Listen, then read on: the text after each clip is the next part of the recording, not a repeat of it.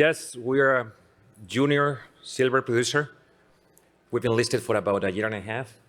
I think you want to look at this company as the next Hecla, the next Fortuna, the next First Majestic. At least we have the intention.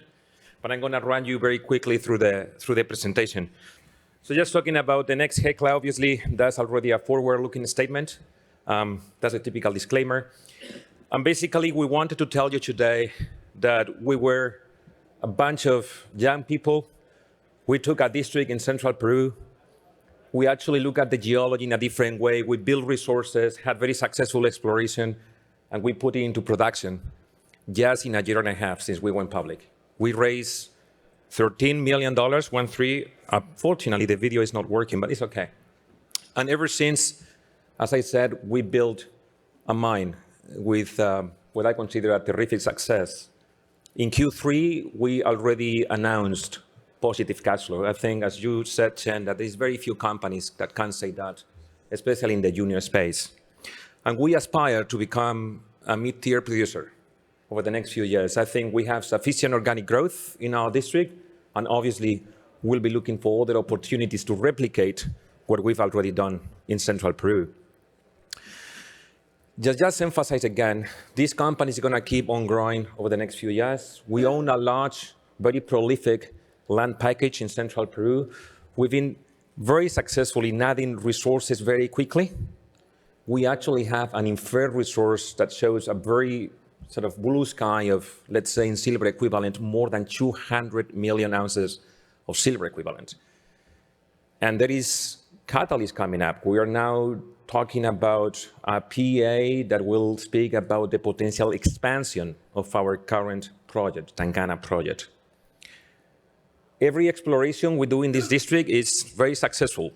Just in 6 months since going public, we more than doubled our resource. And obviously, we believe this is value investing. Just 2 weeks ago, we announced formal commercial production. So 2023, we consider to be a full year in production. Not going to talk about the silver demand because Chen obviously gave a masterclass on that. But we are in central Peru, and Peru is known for being a silver producer for centuries. These areas of central Peru actually have some of the best silver resources that you can find. And the area of Huancavelica, where we are, basically 200 kilometers south of Lima, we mine at altitudes above 4,500 meters. Don't know how much is that in feet. But we own this very hilly area, a large land package, basically 20,000 hectares. There is veins all over the place. We have more than 200 veins outcropping. We have more than 500 kilometers in outcrops. So total, let's say, strike length. And when you look at our land package, and this is actually the masterpiece of the game, because we did a number of acquisitions over 2017 and 18, including a processing facility right at the core of the district, and a number of projects from different companies, Pan American Silver, Buenaventura Mining Company, some local companies as well. And basically, we have 2 projects. Tangana, which is at the north and is reaching full production. You can see all the drilling results over 2021, 2022, Q3 numbers, PA coming up. And then Plata, the second project that will come online over the next couple of years. So roughly, we're talking about a very short-term organic growth, okay? And reality is there. What we achieved over the last year and a half is basically that. Exploration results, you want to see some of the intercepts, is high grade, okay? You want to see that we doubled resource in a very short period, and you saw that we were positive. In the 2023, or let's say the year coming up, we want to see the PEA, going to see more development, more production, monthly, quarterly updates now, and obviously the beginning of the Plata project, the initial development of it.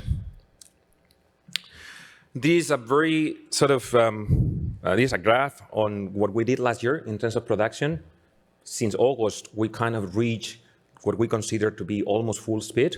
We are there. We're really happy with that.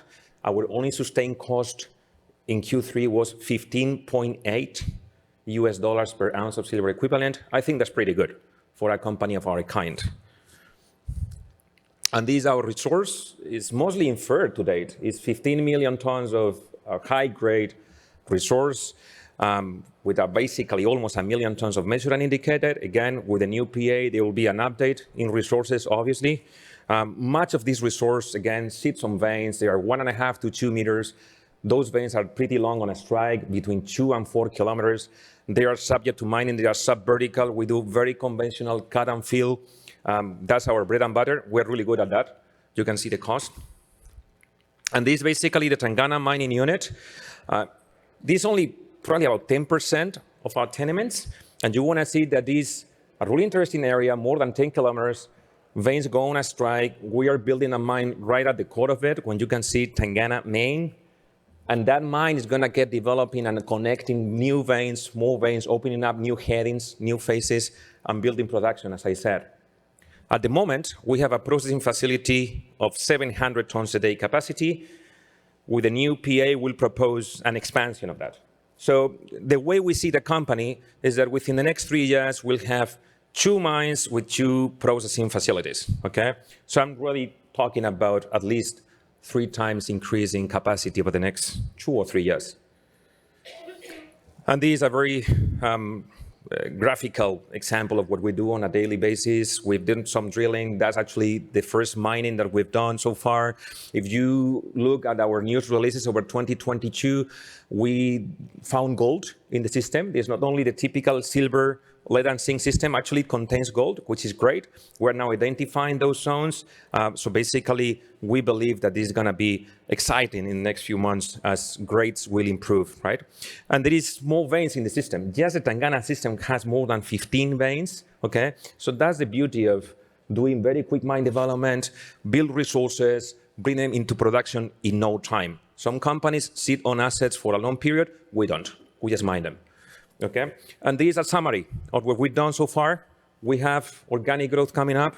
We proved to the market that we've achieved what was promised.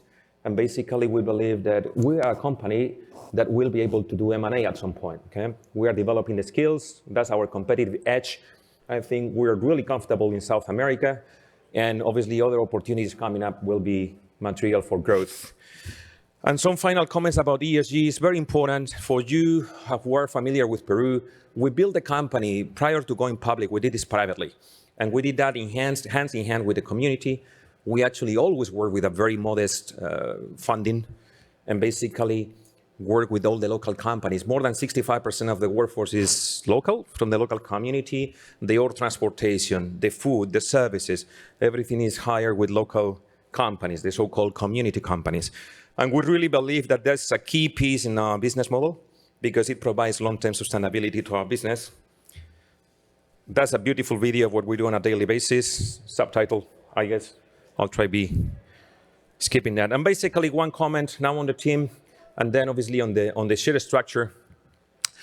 We have a very good board. Basically, Mike Hoffman, former chair of Trevally, Daryl Kelly here in Vancouver, formerly with Northern Empire Resources, Francis Johnstone in London. He's representative for one of our institutional investors, Baker Steel Resources Trust, and obviously CFO Ronald Marino in Toronto, Sebastian Val, director, co-founder, VP Corporate Development, who is here. He owns 10% of the company. Me, mining engineer, José Garcia, I own 10% of the company. Baker Steel basically owns 10% of the company. Okay, we work for our equity, not for our salaries, and it's fair to say that we have the skin in the game. And that's the share structure today. Yesterday, we are trading around 40 cents. Basically, our market cap is $62 million approximately. We believe there is a long way to go. You want to look at some of the analyst reports. We believe that in 2023, we should be 80 cents or $1 in the current market. If silver obviously breaks through, we believe this is going to be a very nice story. So keep an eye, buy some shares, going to make some money. And that's it. Not going to bore you with the fact that we believe we're not fully valued yet, but we are making our way, certainly. That's it. That's SilverX. I know we're a relatively new company, but I believe we're going to be a terrific story of success over the next few years.